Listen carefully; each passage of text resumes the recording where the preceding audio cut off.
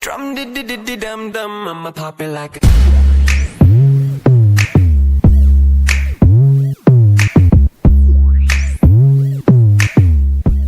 Assalamualaikum warahmatullahi wabarakatuh. Perkenalkan, nama saya Hartidara Cahyati, mahasiswa Fakultas Hukum Universitas Mataram. Jadi di sini saya akan menjelaskan terkait dengan perjanjian baku yang ada di dalam praktik bisnis. Akan tetapi sebelum kita membahas inti pokok dari pembahasan ini, sebelumnya saya akan menjelaskan terlebih dahulu apa itu perjanjian baku. Jadi perjanjian baku itu perjanjian yang dibuat secara sepihak tanpa mengikut sertakan pihak lain. Akan tetapi semuanya sudah tidak sesuai dikarenakan sudah tidak selaras lagi dengan aturan hukum yang berkembang di dalam masyarakat. Adapun perjanjian baku itu sangat erat kaitannya dengan Undang-Undang Nomor 8 Tahun 1999 tentang perlindungan konsumen, di mana di dalam undang-undang itu sendiri dengan tegas dan jelas telah disampaikan terkait dengan aturan hak dan kewajiban pihak konsumen.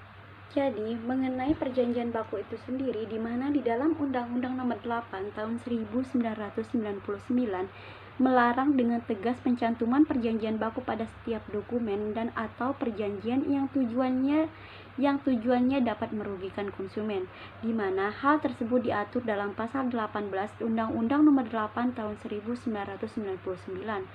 Adapun pada saat ini banyak sekali ditemukan perjanjian-perjanjian yang dibuat oleh para pelaku usaha untuk mendapatkan keuntungan dari perjanjian yang telah dibuatnya. Adapun isi dari perjanjian yang telah dibuat cenderung lebih banyak merugikan pihak konsumen daripada para pelaku usaha itu sendiri.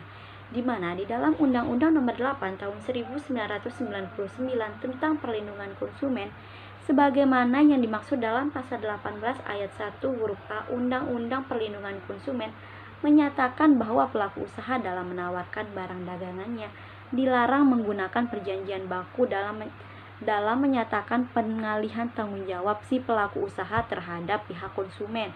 Jadi ini ada contoh perjanjian yang memiliki perjanjian baku. Contoh yang pertama, struk belanjaan, di mana di dalam struk belanjaan ini terdapat tulisan bahwa barang yang sudah dibeli tidak dapat ditukar atau dikembalikan.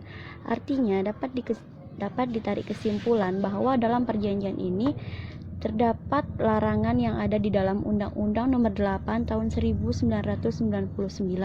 Adapun pasal yang dilanggar yaitu pasal 18 ayat 1 huruf A, B, dan C. Maksud dari adanya perjanjian baku ini di mana pelaku usaha berhak menolak apabila konsumen ingin melakukan klaim atas barang yang dibelinya.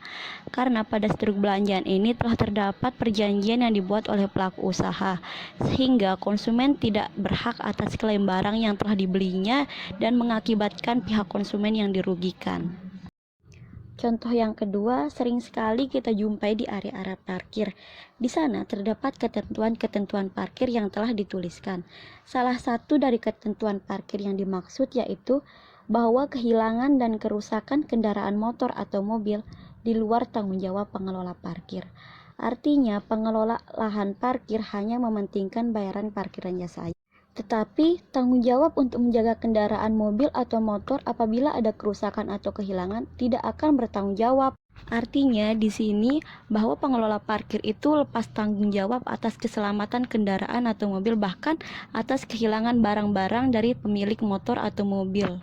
Dan pencantuman perjanjian baku pada ketentuan umum telah melanggar syarat objektif sahnya suatu perjanjian, yaitu bertentangan dengan Undang-Undang Nomor 8 Tahun 1999 tentang perlindungan konsumen. Adapun pasal yang dilanggar ialah pasal 18 ayat 1 huruf A. Akan tetapi di sini dapat dilihat bahwa perjanjian baku yang dibuat secara sengaja oleh pelaku usaha agar para konsumen dapat membaca dengan jelas aturan yang dibuat, sehingga konsumen pun lebih hati-hati dan tidak ada pihak yang dirugikan apabila terjadi kerusakan dan hal-hal lain yang tidak diinginkan. Hanya ini yang dapat saya sampaikan, kurang lebihnya saya mohon maaf. Wabillahi taufiq wal hidayah. Assalamualaikum warahmatullahi wabarakatuh.